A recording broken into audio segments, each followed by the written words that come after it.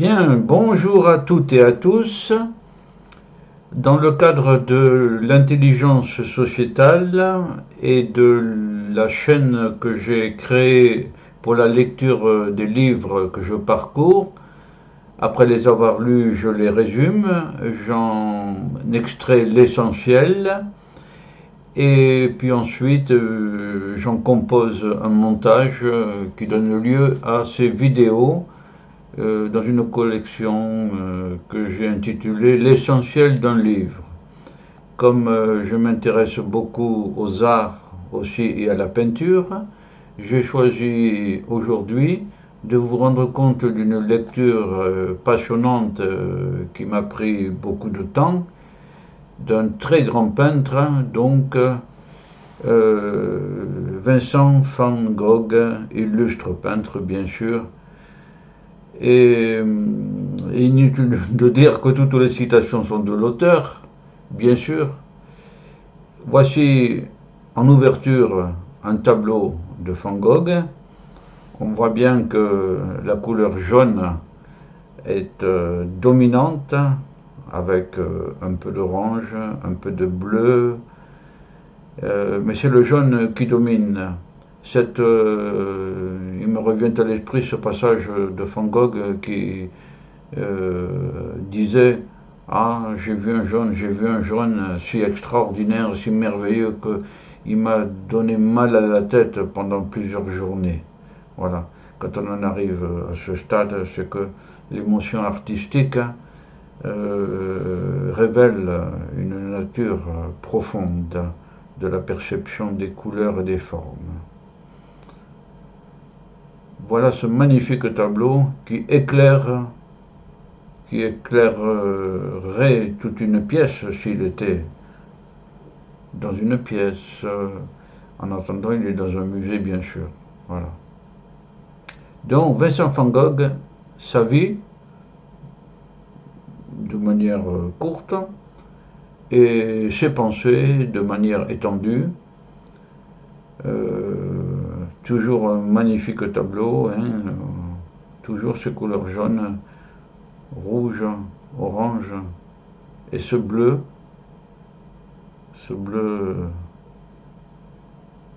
de ciel pratiquement, pas le bleu de Prusse, profond et sombre et noir, voilà, la lumière quoi, la lumière. Bon, donc Vincent van Gogh, correspondance entre Vincent et Théo, voilà le livre que j'ai parcouru, que j'ai souligné, que j'ai recopié, que j'ai composé et que je vous présente.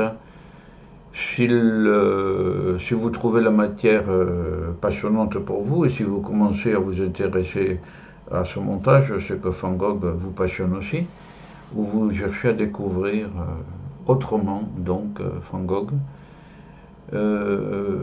Donc il a été publié chez Bernard Grasset, Les Cahiers Rouges, il fait 365 pages. Il faut un certain temps pour le lire, bien sûr, mais c'est passionnant. Voici la signature de Vincent.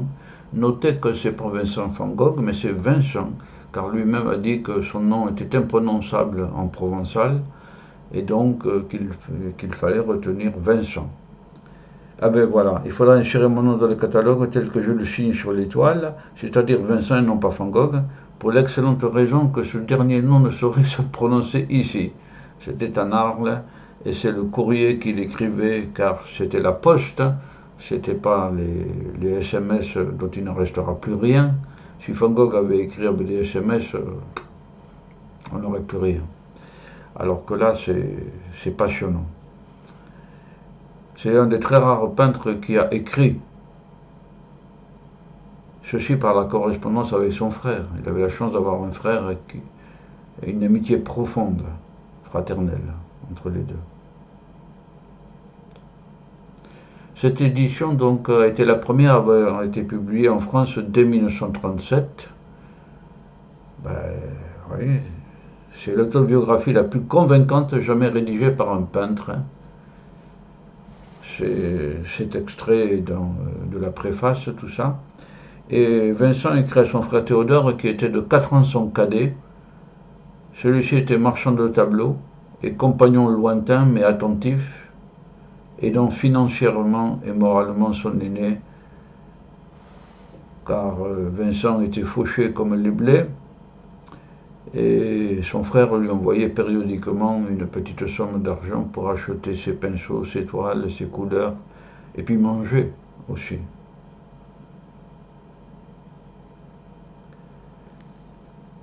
Donc c'est la technique des morceaux choisis. J'ai divisé tout cela en deux parties. L'essentiel de la vie du peintre, mais qui est déjà connu depuis sa mort, depuis la publication plutôt de 1937, ces échanges, et puis ses idées, ce qui est beaucoup plus original. Voilà.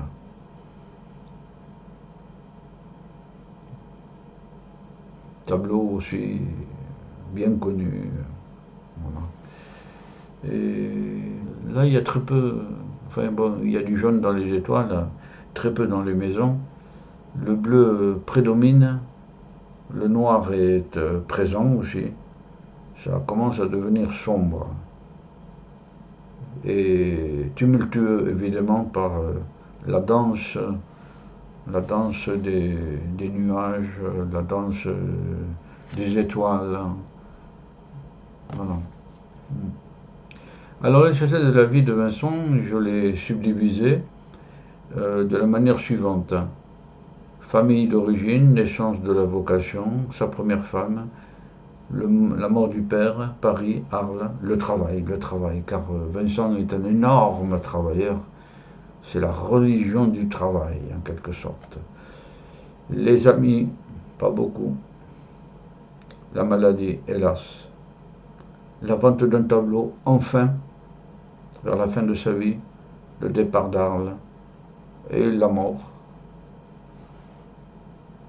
qui toujours suscite des discussions. Bon.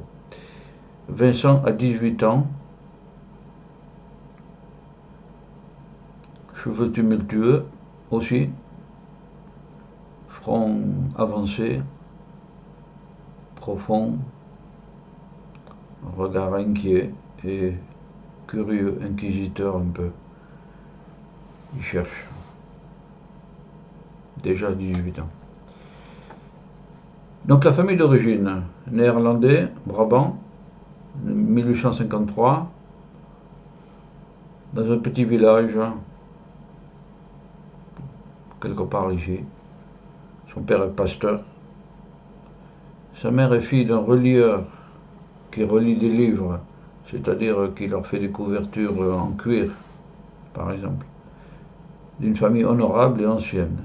Ils étaient des bourgeois notables dans les siècles précédents, du côté de sa mère. Vincent est l'aîné d'une famille de 6 enfants. On voit Vincent ici, et Théo ici.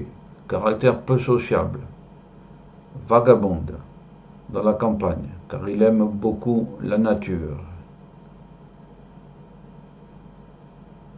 Oui, c'est vrai. Oh, et bon, encore que Monet ou Manet ont peint des locomotives avec des fumées industrielles, donc, voilà.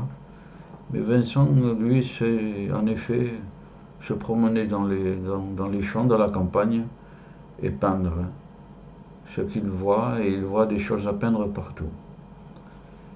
Il amène parfois son cadet Théodore, qui est déjà le confident, le pasteur et sa femme. Grâce à la famille, Théodore devient négociant en objets d'art, un négociant, un commerçant, et plus tard, commerce de tableaux. Vincent, lui, devient prédicateur, c'est l'aîné, il suit la voie de son père, mais il n'a aucun don pour la parole. Ah. Devant la misère des paysans et des mineurs, il couche sur la terre nue et endosse une vieille vareuse de soldat. C'est quelqu'un qui a un côté compatissant.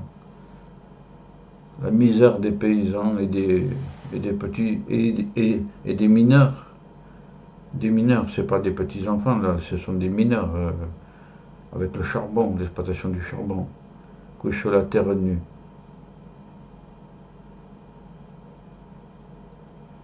La naissance de la vocation. Sa mission de religieux n'est pas renouvelée par les autorités. Les autorités pensent que Vincent n'a pas le talent suffisant, la parole, pour être un pasteur. C'est donc la période la plus sombre de sa vie, parce qu'il s'était figuré qu'il ferait comme son père, et c'est pas possible. Il va de ça, de là, au vent d'automne. C'est emprunté à Verlaine.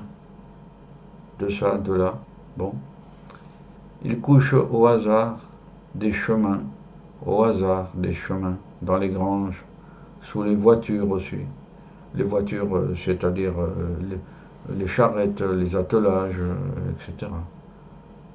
Au hasard, dans les granges.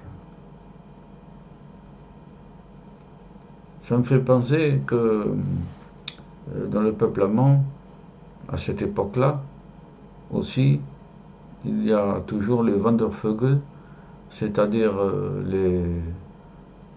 les jeunes hommes plutôt, qui partent, qui quittent leur famille et qui partent à l'aventure, qui marchent. Wandervögel, à la découverte. Il y a même une chanson allemande qui est toujours chantée par les petits-enfants allemands, tout petits. Händchen klein ging allein in die weite Welt hinein, Mutter aber weinet sehr, hat ja nun kein Händchen mehr. Le petit Hans s'en va sur les chemins tout seul. Sa mère pleure car elle n'a plus de petit Hans. Voilà. C'est en juillet 1880 qu'il écrit à son frère une lettre dramatique, dans laquelle il lui expose que sa vie est sombre, noire, peut-être finie. Et tout à coup, au fond de sa misère, il a découvert sa vocation de peintre. Ça, c'est une révolution. Son frère Théo, donc, par solidarité fraternelle, l'encourage. Il est convaincu par la lettre de Vincent, puis de toute manière, devant ce désespoir, il faut qu'il aide son frère le plus possible. Voilà un des premiers tableaux, 1885, huile sur toile, des mangeurs de pommes de terre, couleur évidemment noire, sombre, austère, un peu grotesque,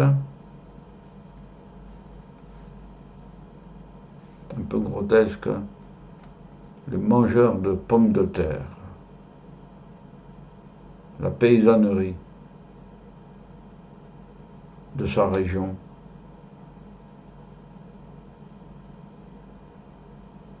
Ambiance sinistre, absence totale de la couleur, coordination des teintes sombres avec l'ambiance que Vincent perçoit dans ces milieux. La première femme. En février 1880, il rencontre une femme ivre et vit avec elle pendant 20 mois. 20 mois, c'est long. Christine disparaît de sa vie en septembre 1883. C'est la première. Il a 23 ans. Il a découvert la femme, mais au contraire de Gauguin, n'en fera jamais un principe fondamental, et ni une pratique, évidemment.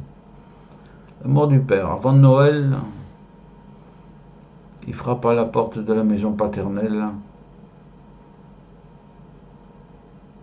car sans doute sa solitude. Vincent est quelqu'un qui n'est pas un solitaire. Il a besoin de compagnie.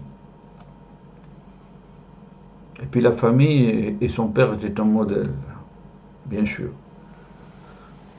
Son père lui fait avoir un petit atelier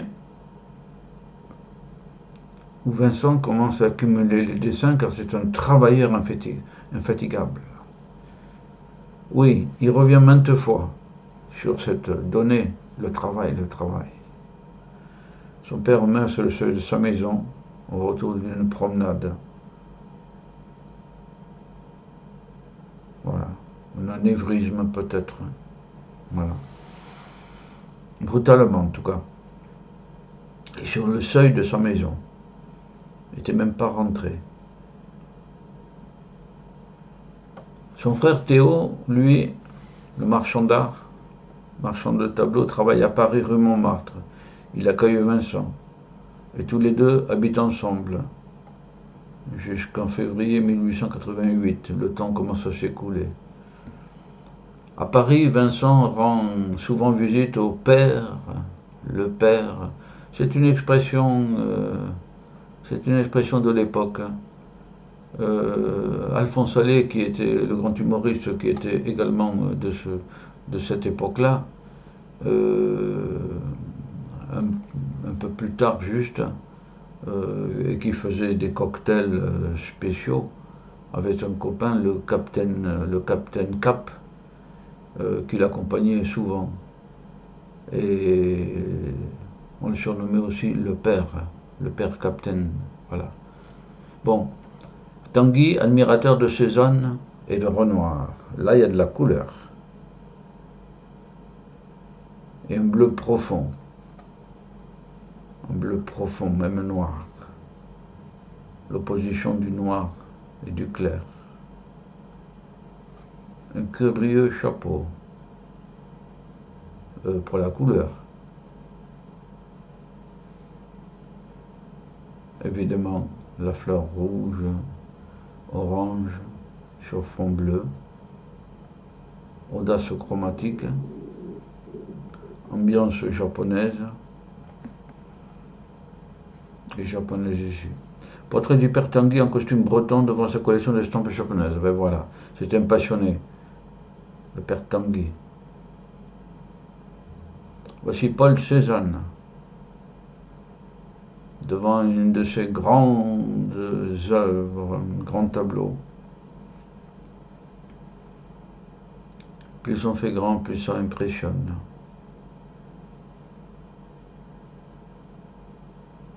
Renoir, Pierre-Auguste, portrait de femme algérienne.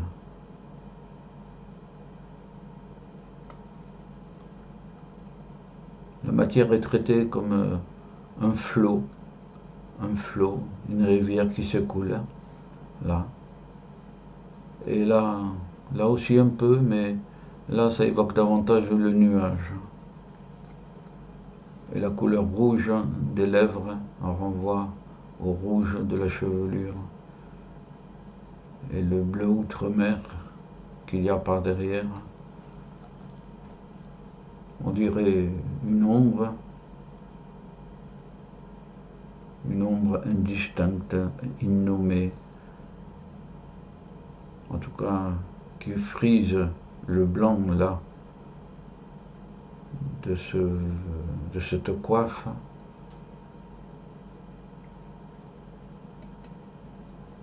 Voilà.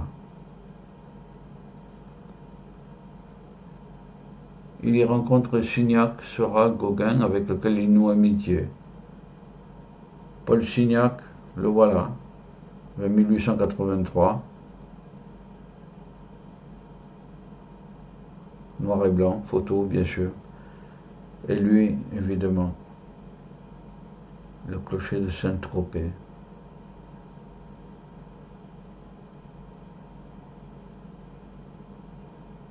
Pétillante, peinture pétillante, classique maintenant bien sûr depuis longtemps, voilà, mais oui, étonnant aussi. Seurat, célèbre pour ce tableau-là notamment, un après-midi à l'île de la Grande Jatte.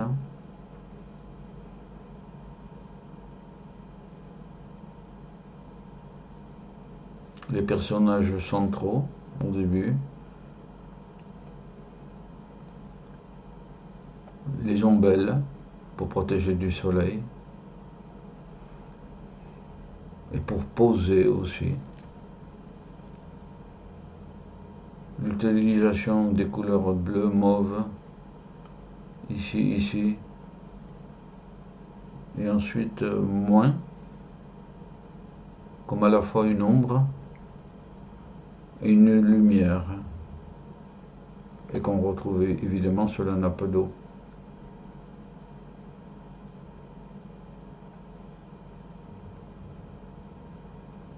Portrait un peu tristouné de Georges Seurat.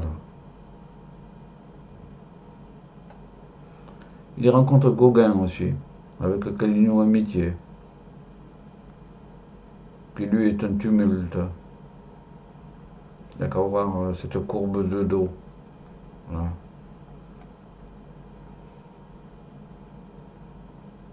Opposition toujours du blanc et du sombre. La mer, à la fois immobile, dans les couleurs sombres, et tumultueuse,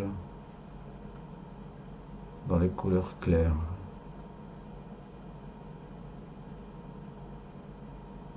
Bon, suivant le conseil de Toulouse-Lautrec, il part trouver la lumière et la couleur dans le sud de la France. Autour du 20 février 1888, il arrive en Arles. Voici Toulouse-Lautrec. Toulouse-Lautrec était issu d'une grande famille d'Albi et était en opposition aristocratique et il était en opposition avec son père, qui ne voyait pas de bon oeil que son fils fasse un peintre, un gâcheur de couleurs. Bon, n'empêche qu'il a peint des tableaux extraordinaires et que s'il est connu dans l'histoire, c'est à cause de sa peinture, c'est pas son père qui est connu. En tout cas, il a eu le malheur de mourir avant son père, et son père était sur son lit de mort, et il paraît que son dernier mot de Toulouse-Lautrec a été « vieux con ». Voilà. Ouais. La bêtise humaine n'a pas de limite, hein, on le sait bien. Magnifique robe rouge là, au premier plan. Là aussi, on voit l'essentiel tout de suite, à la couleur. Le noir pour mettre en valeur. Le mouvement aussi. Ici, tout le mouvement est ici. Bien sûr. Le travail, il dessine et peint sans arrêt, et tard dans la nuit même. Il écrit, pour arriver à la vérité, il faut travailler longtemps et beaucoup. Voilà, c'est typiquement Vincent van Gogh. Travailler longtemps et beaucoup. En opposition avec Marcel Proust. Voilà. Le petit Marcel qui accompagnait ses parents le dimanche, qui accompagnait pour le café et qui recevait l'oncle. Et l'oncle disant souvent mais peu à la fois. Peu à la fois. Tandis que là, c'est travailler longtemps et beaucoup. Une machine à vapeur. Comme le peintre japonais Akira Kurosawa qui a fait un magnifique tableau. Je veux dire un film qui s'appelle, je crois, Tableau. En tout cas, il y a une série de tableaux de 15 minutes, tableaux cinématographiques de 15 minutes. Il y en a un sur Van Gogh, magnifique, où il a mis une locomotive. Le bruit d'une locomotive qui accompagne la vue de Van Gogh en train de peindre. Voilà.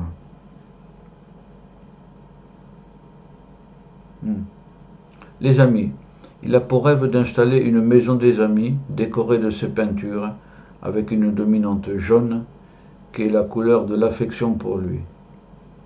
Ah, j'avais oublié. Le jaune. Ben là, il s'aimait pas beaucoup, en quelque sorte. Bon. Vincent tente désespérément d'attirer près de lui d'autres artistes, voilà. C'est un homme qui n'aime pas être seul, qui aime partager. Seul Gauguin se laisse séduire. Pas de chance, que Gauguin. Le 23 décembre, une dispute. Van Gogh menace Gauguin et se tranche le lobe de l'oreille. Il en fait l'horrible offrande à une prostituée des bas quartiers d'Arles, car il est réduit à ça, pas trop cher. Après l'épisode de l'oreille coupée, il le place à l'hôpital. Voilà un résumé de son passage en Arles. Autoportrait à l'oreille bandée. Teinte pâle. Vert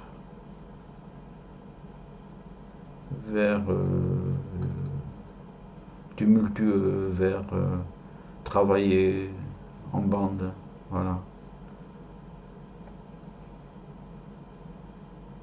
Regard anguleux, comme le visage.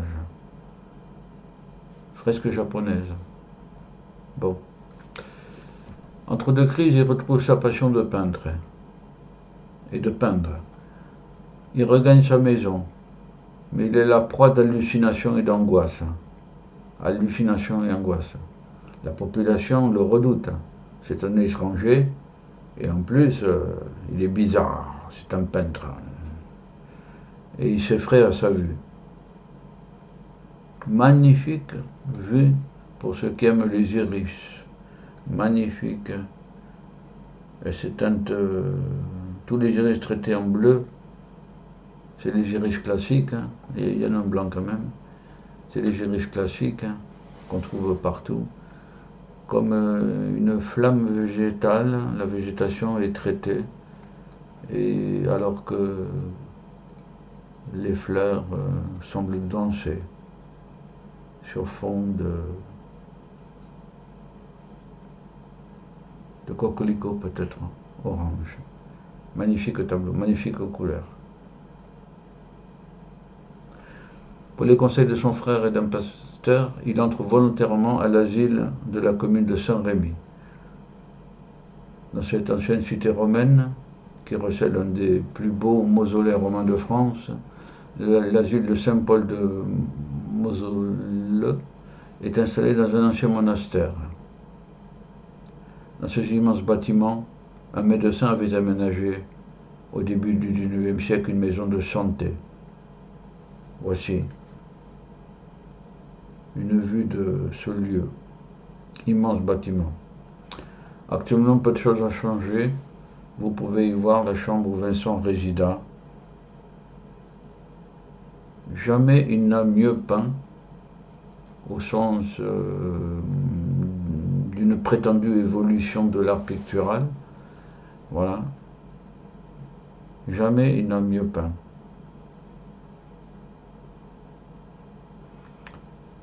En janvier 1890, dans le Mercure de France, un critique signale sa peinture. En février, son frère Théo lui écrit qu'il a vendu un tableau. Enfin, La Vigne Rouge. Le voilà, évidemment, somptueux aussi. Hein. C'est le seul qui sera vendu avant la mort de Vincent. Le pauvre. Le seul. Magnifique, pouf, somptueux. Rouge, la couleur jaune. Autour de ce soleil halluciné,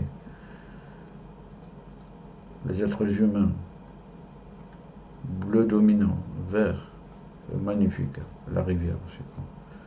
Bon, le départ d'Arles. Vincent veut quitter Arles. Théo se met en quête d'un abri.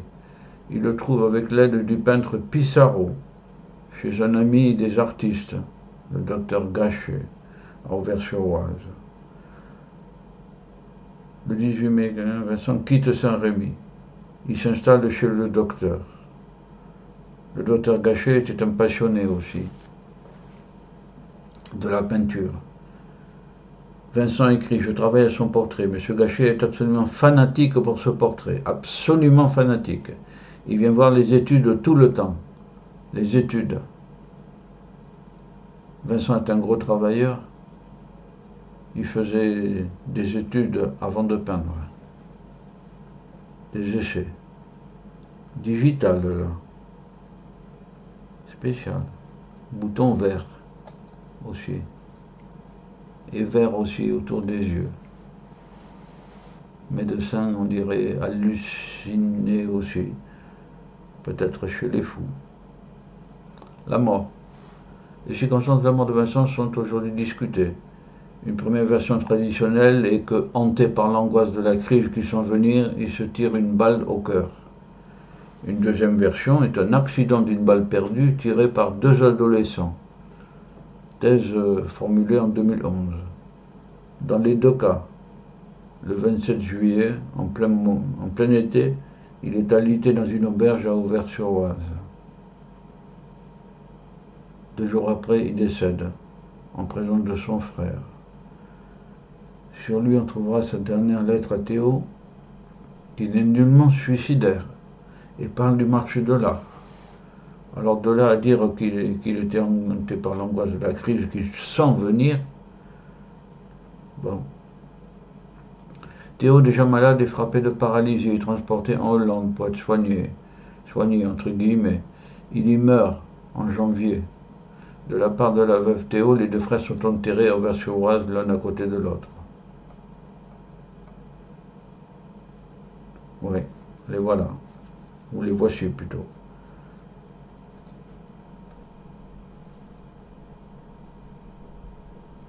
Et si l'on va sur le site de la commune, on trouve ceci. Auvers-sur-Oise, village d'artistes. Voilà l'église. Fond bleu outre-mer, noir. Mouvement qui fond, qui s'écoule comme un gâteau à trop forte chaleur et qui est quand même soutenu par un chemin qui l'embrasse de part et d'autre. Bon, voici une réalité d'Auvers-sur-Oise, la mairie. Il y avait des arbres avant, évidemment. On les a abattus. J'ai légèrement dépassé les 30 minutes, mais après avoir vu la première partie, l'essentiel de la vie du peintre, nous allons voir ses idées. Celles-ci seront classées par ordre alphabétique. Et là, c'est une vaste matière. Ce sera dans la vidéo 2, mais les idées de Van Gogh, c'était quelqu'un qui pensait énormément tous les jours, dans ses correspondances qu'il échangeait avec son frère Théo. Et vous allez voir que ces idées sont extraordinaires. Extraordinaires. Ce sera dans la vidéo numéro 2. Donc, pour les passionnés de la peinture, et notamment aussi de Vincent van Gogh, ou par les passionnés de la philosophie existentielle d'un peintre, voilà une aubaine particulière. Grande chance. Pour découvrir cette chance, je vous dis au revoir et à tout à l'heure. Au revoir à toutes et à tous.